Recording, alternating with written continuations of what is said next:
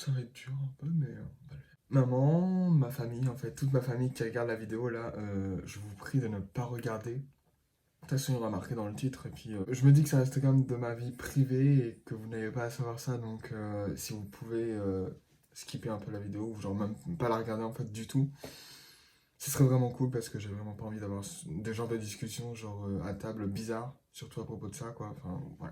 Donc, comme vous l'aurez vu dans le titre de la vidéo, on va du coup parler de ma relation malsaine avec le sexe. Ok, alors pause. Je tiens à mettre des triggers warnings parce que ça va parler de viol et d'abus sexuels et d'abus sur mineurs. Et puis en fait, je vais un peu pas détailler toutes mes aventures non plus parce que j'en ai eu beaucoup. Mais on va surtout détailler un peu mon enfance parce que j'ai eu des traumatismes et du coup, voilà, je pense que c'est nécessaire pour moi et pour vous, pour la compréhension que je fasse ce petit point en fait sur mon enfance et donc voilà. Donc on va commencer tout de suite du coup. D'abord attendez, on va juste admirer mon make-up, genre regardez. Si mon œil il pleure là, c'est voilà, ne faites pas attention, profitez tant qu'il est encore propre mon make-up. Voilà, et ça se trouve je vais même pleurer dans la vidéo. Bon, écoute, ça va être non, je pense pas en vrai, mais je suis prêt, je me sens prêt. Donc c'est le plus important et puis on va passer directement à la vidéo. Donc on commence directement du coup à 5 ans. Oui, vous vous dites sûrement 5 ans c'est vachement tôt quand même pour une relation sexuelle.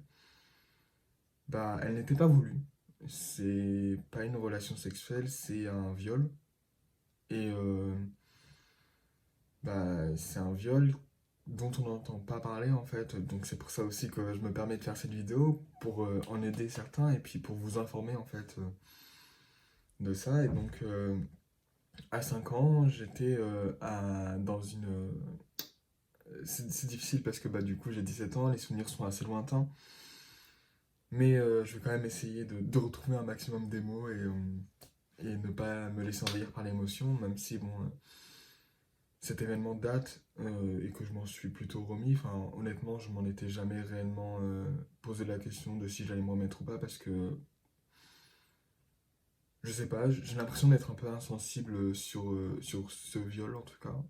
Donc, ma mère nous faisait garder par une amie à elle qui avait une fille et un fils, il me semble. Sa fille avait 15 ans et son fils devait avoir à peu près notre âge, donc dans les 5 ans, 6 ans, ou je ne sais plus trop.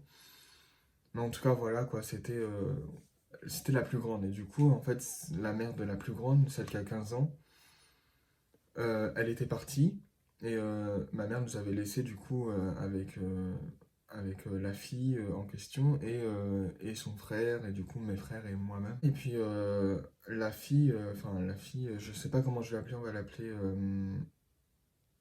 en fait je veux dire son nom parce que je vais pas dire son nom de famille mais je veux dire son nom, elle s'appelait Camille.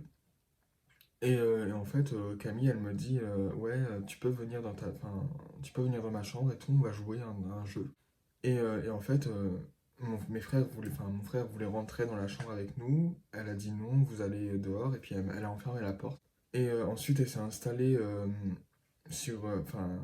devant une grosse peluche de lapin. Et si je m'en souviens bien, c'était une peluche Playboy. Après, bon, encore une fois, c'était il y a longtemps, donc ça se trouve, il y a mes mémoires qui jouent des tours, mais voilà, en tout cas, si je me souviens bien, c'était une peluche Playboy. Et du coup, elle se met devant la peluche et moi je suis là, je suis devant et puis elle me fait on joue à un jeu, c'est un jeu machin et puis moi du coup je dis oui, enfin voilà quoi. J'avais 5 ans, j'allais pas dire non à un jeu et du coup elle était en short, elle avait un short kaki, vert kaki et puis elle a dézippé sa braguette et elle m'a dit regarde et tout et puis elle m'a dit mets ton ding ding parce que on l'appelait comme ça et du coup mets ton zizi ici.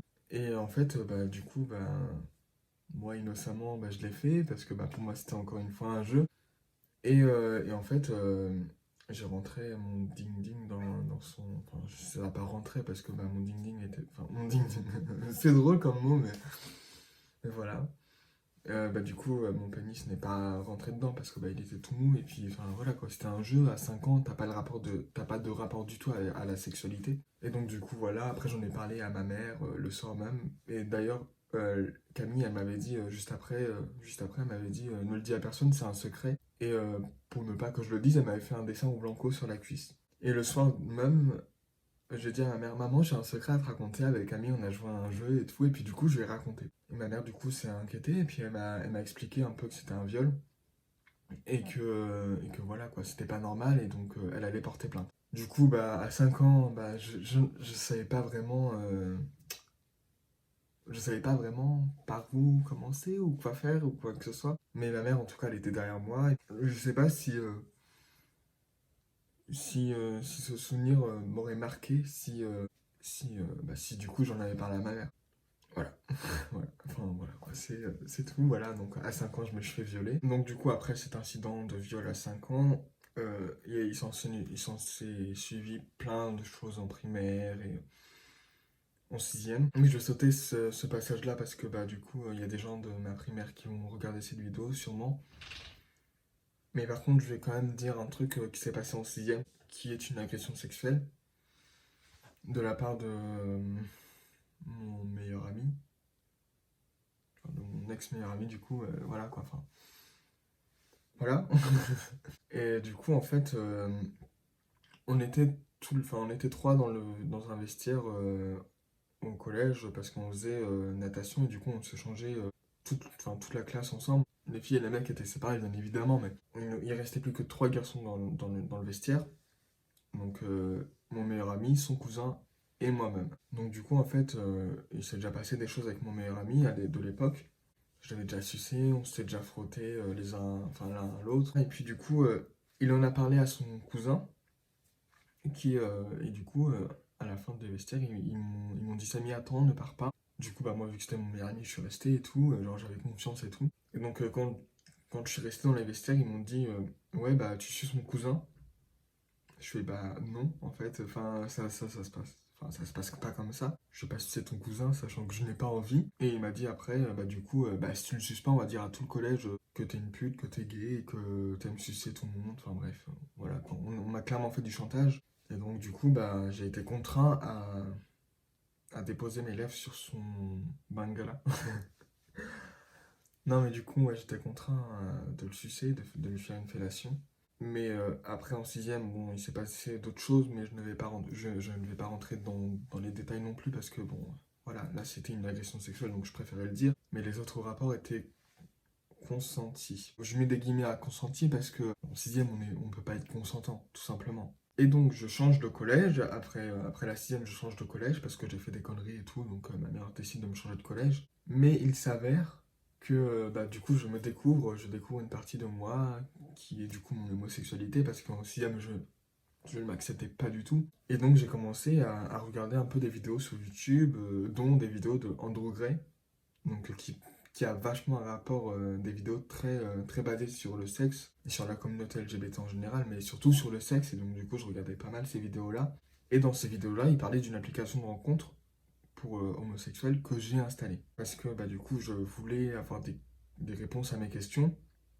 Et donc, j'ai installé cette application. Et en fait, c'est une chose que je n'aurais pas dû faire à 13 ans. Parce que j'ai commencé à avoir des relations avec des personnes beaucoup plus âgées que moi, des relations sexuelles, bien sûr. On se voyait très peu pour parler. Enfin, en fait, j'ai vu quasiment personne pour parler. Mais ce que je cherchais, en fait, moi, c'était parler à des adultes, à des gens qui s'acceptent, qui savent qui ils sont, qui n'ont pas peur d'assumer leur homosexualité, et donc avoir des conseils. Et donc, je me suis inscrit dessus et tout, et puis je parle avec plusieurs personnes via l'application, et je parle avec cette personne. Je lui dis, machin, je suis puceau et tout, j'ai 15 ans. À cette époque-là, j'avais menti sur mon âge. J'ai beaucoup menti sur mon âge. Jusqu'à 15 ans, du coup, j'ai menti sur mon âge. Et du coup, quand j'avais 13 ans, j'ai dit que j'avais 15 ans pour ne pas trop. Voilà quoi. Parce que c'était la majorité sexuelle et du coup, je voulais pas non plus qu'on me bannisse de ce site. Parce que bah, forcément, il est interdit aux mineurs. Et donc, du coup, voilà, je parle avec cette personne et on décide de se rencontrer. Mais on parlait déjà un peu de sexe, du coup, via la plateforme, via l'application. Et donc, je lui dis, machin, je suis puceau et tout. Puis il me fait, ah mais si tu veux, je te dépucelle et tout. Et du coup, bah j'étais là, bah go en fait, enfin vraiment, j'avais envie et tout. Sauf qu'à 13 ans, tu ne sais pas de ce que tu as envie, enfin ce dont tu as envie, surtout pas avec une personne de 35 ans, enfin de deux fois ton âge, voire même plus, enfin bref. Et du coup, on décide de se voir et bah, c'était ma première fois. Du coup, il me prend dans sa voiture. On décide d'aller un peu plus loin, dans un endroit un peu plus isolé. Donc devant une école, bien sûr. C'est vrai que c'est très désolé tout ça. Non mais du coup, oui, enfin, c'était la nuit et tout, j'avais décidé de sortir en cachette. Et du coup, je suis parti et du coup, voilà, je rentre dans la voiture, on décide de trouver un petit endroit calme devant une école la nuit et on fait notre affaire. Honnêtement, je sais pas si j'aurais tendance à regretter cette première fois parce que certes j'étais très jeune et puis enfin en fait si je regrette énormément mais la manière dont ça s'est passé, en fait, c'était très doux, c'était pas non plus brusque. Et je vais pas remercier le mec d'avoir été doux avec moi, hein, bien sûr, parce que à 35 ans, tu baisses pas avec un gosse de 15 ans, sachant que quand j'avais 13 ans et que je montais sur mon âge, ça se voyait que j'avais pas 15 ans. Voilà, il y avait clairement de la pédophilie dans l'air et puis de l'abus sur mineur, tout simplement. Et puis voilà, il y a eu de l'abus de pouvoir aussi un peu, enfin, le fait que ce soit un adulte et qui ne me disent pas en fait que ce sont pas des choses qui se font. Il a abusé de ma naïveté, il a abusé de mon innocence surtout, et il m'a volé cette partie de moi enfin volé. C'était consenti, mais à 13 ans, encore une fois, tu peux pas être consentant de ce que tu fais. Voilà. Après, ça s'est très bien passé, enfin, c'était très doux et tout, mais maintenant, bah, je regrette, honnêtement, je regrette tellement d'avoir fait ma première fois à 13 ans avec une personne que je ne connaissais pas. J'aurais tellement aimé faire ma première fois avec une personne que j'aimais.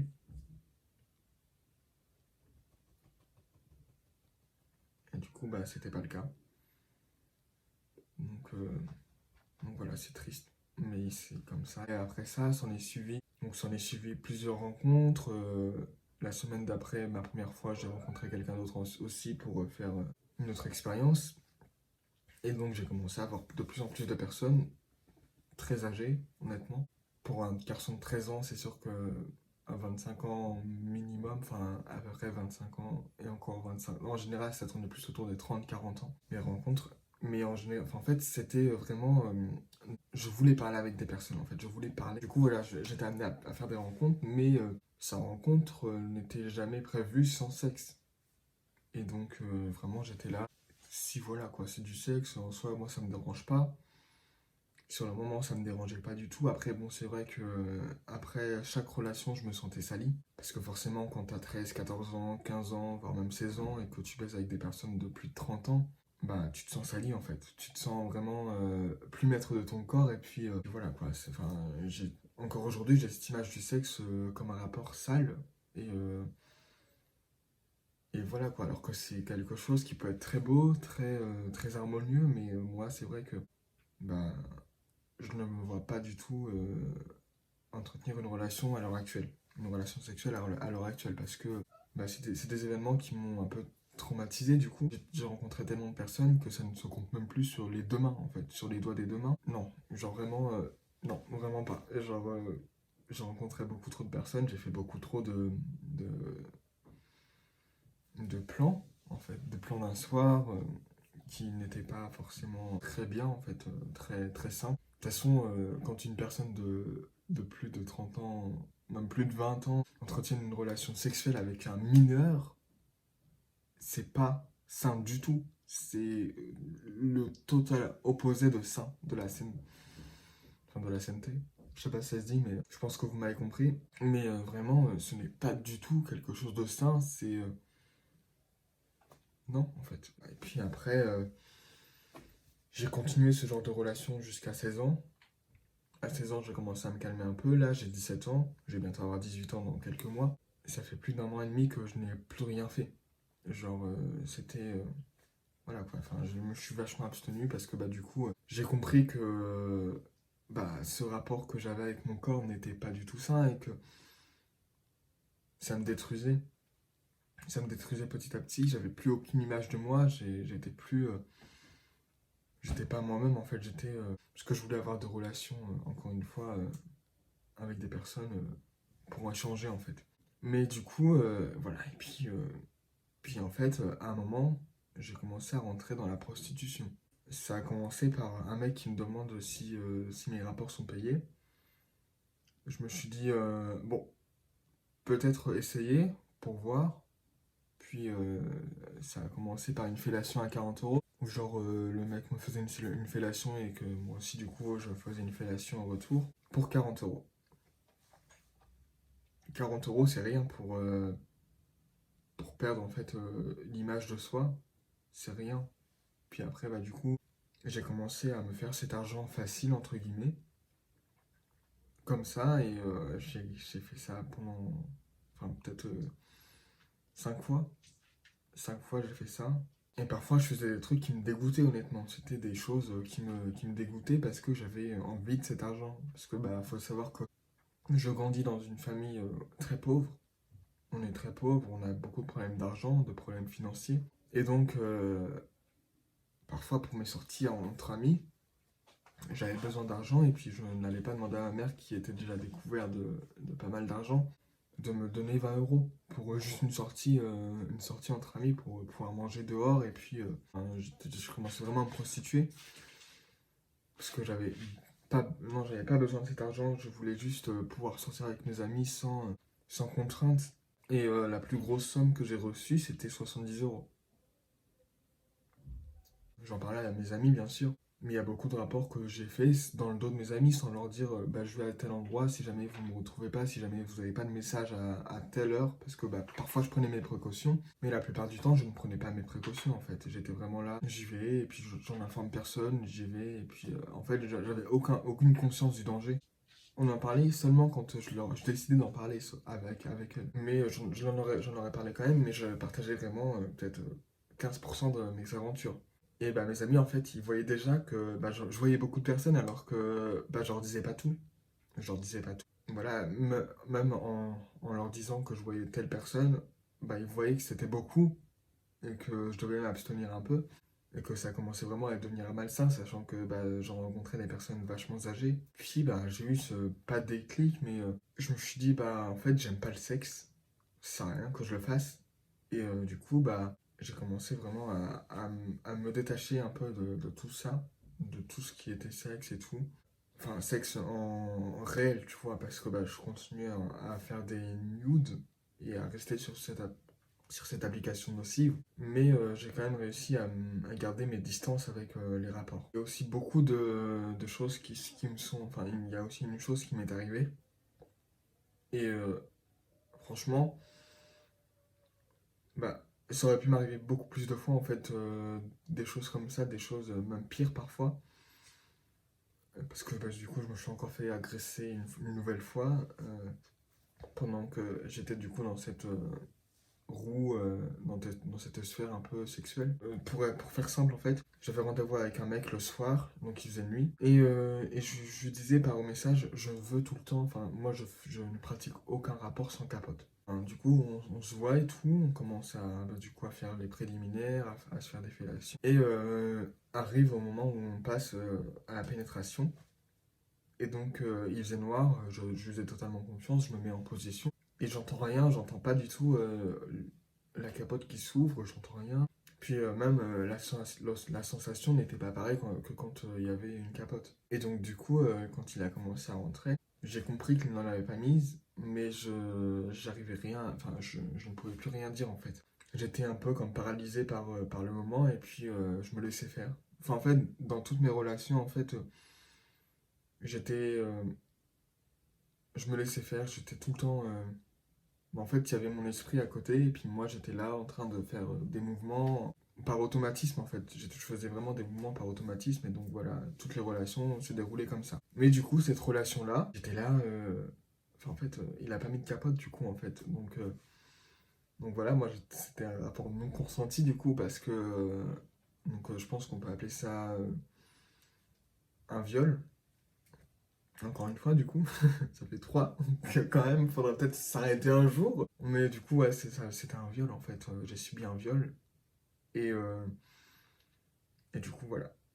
Il a pas mis de capote, je l'ai senti. Et puis même quand on avait fini, je l'ai sucé encore après. Après que du coup, il est arrêté avec son pénis dans mes fesses. Il l'a enlevé. Et du coup, je l'ai sucé. Et à aucun moment, je ne l'ai vu enlever une capote. Donc, c'est-à-dire que le mec, vraiment, il n'en avait mis aucune. Donc, à tout moment, il m'a refilé une MST. Ou une ST, enfin, voilà quoi. Mais bon, moi, je n'ai pas fait de test. Je n'ai pas fait de test. Je n'ai fait aucun test MST, aucun test IST, aucun test VIH, en fait. À tout moment, en fait, il m'a refilé un truc, et je ne sais pas qui m'a refilé ça. Faudrait peut-être que je songe un jour à faire un petit dépistage. Enfin, j'ai arrêté, du coup, toutes ces relations vers 16 ans. Et puis voilà, on en arrive à aujourd'hui où bah, je suis dégoûté par le sexe. Mon corps, honnêtement, ça me dégoûte pas du tout. Enfin, vraiment, mon corps, je l'aime comme il est. Mais bah, les rapports avec le sexe, je me vois pas du tout en faire, en fait. Enfin, en fait, c'est difficile à dire, mais bah, du coup, je tombais amoureux de quelqu'un. Et, euh, et j'aurais voulu, en fait, que ma première fois se fasse avec cette personne. J'ai pas envie de pleurer parce que ça va gâcher mon make-up. Mais j'aurais voulu que cette première fois se passe avec cette personne parce que bah, je l'aimais et je l'aime. Mais ouais, enfin, voilà quoi. C'est une personne en qui j'ai totalement confiance et puis voilà, mais bon, voilà. Les choses se sont déroulées de telle sorte à ce qu'on ne soit pas ensemble et qu'on ne soit juste amis, enfin qu'on soit que amis. Mais voilà quoi, c'est des choses qui arrivent. Il n'a pas eu des sentiments. Il n'a pas pu ressentir la même chose que moi je ressentais. Et c'est compréhensif, on contrôle pas l'amour. Mais bref, on s'étale sur un autre sujet, mais du coup, voilà quoi. Enfin, mon rapport avec le sexe aujourd'hui, je me demande si. Enfin, je pense que. Enfin, je me dis en fait asexuel, mais je sais que je ne le suis pas en fait. Je suis pas asexuel. J'ai des envies sexuelles et j'ai. Parfois. Enfin, voilà quoi. J'ai une grosse libido et puis. Enfin, une grosse. J'ai une libido, quoi. Mais du coup, ouais, j'ai des envies sexuelles, mais c'est vrai que bah, maintenant, j'ai pas mal de traumatismes liés au sexe, et du coup, je me demande si un jour j'en serais capable de repratiquer une pratique sexuelle avec quelqu'un. En tout cas, c'est sûr que tout ce qui est n'importe quel plan, je n'en ferai plus. Parce que, bah, voilà, quoi, c'est comme ça, j'en ferai plus. En tout cas, à l'heure actuelle, je me dis que j'en ferai plus. Peut-être que quand j'aurai vu des psychologues, que j'en aurai parlé et tout, peut-être que j'entretiendrai d'autres relations. Mais en tout cas, pour l'instant, je me sens pas prête du tout à avoir une relation sexuelle avec n'importe qui. Enfin, du coup, à part avec cette personne, je pensais que je pouvais faire ça. Mais bref, c'est comme ça, puis voilà, c'est la vie. Et puis, bon, du coup, je tiens à m'excuser parce que bah, du coup, la vidéo est assez fouillie. Mais je sais pas comment exprimer mes mots autrement. Parce que bah, du coup, j'ai rien écrit, j'ai tout fait par ma tête parce que bah, du coup, tout est dans ma tête. Et puis l'écrire, bah, on me dit souvent que j'écris bien, mais c'est vrai que je sais pas si j'écrirai, enfin, si j'écrirai un jour quelque chose. Donc voilà, c'est tout. Excusez-moi si j'étais fouillis dans mes propos, mais j'espère que vous avez compris que j'avais une relation très malsaine avec le sexe et qu'aujourd'hui, bah, du coup, j'ai cette image du sexe très sale et donc pourtant je sais que ça peut être quelque chose de très harmonieux, très, très joli, bah, en fait, faire l'amour, ça peut être très, très beau, mais moi, bah, du coup, j'ai cette image du sexe avec sale, en fait, j'ai cette image salie du sexe, et du coup, voilà quoi, c'est la vie, voilà quoi. Peut-être qu'un jour, je pourrais avoir une relation sexuelle avec une personne que j'aime, mais maintenant, bah voilà quoi, c'est comme ça. Donc voilà, j'espère que cette vidéo vous aura plu, même si, bon, écouter un mec parler pendant je sais pas combien la vidéo fera 2 minutes, mais peut-être 20 minutes, ça va être un peu chiant, honnêtement, mais voilà, fallait que ça sorte et j'avais besoin d'en parler. Et si vous avez des questions, n'hésitez pas à venir sur mon Instagram. Puis même si vous voulez échanger à propos de ça, si vous voulez m'apporter vos témoignages à propos de ça, mes DM sont ouverts et voilà quoi. Enfin, je ne jugerai en aucun cas, ce que vous avez fait. Voilà, donc si vous avez besoin d'une personne avec qui parler, je peux être cette personne-là. Je pense avoir dit un peu tout. Donc je vais arrêter la vidéo, j'espère que vous aura plu. Et du coup, je vous laisse sur cette fin de vidéo et puis je vous dis attention à vous, reposez-vous bien, courage à vous et bonne continuation et bon après-midi, bonne soirée, au revoir. Et je vous fais plein de gros bisous et à une prochaine peut-être.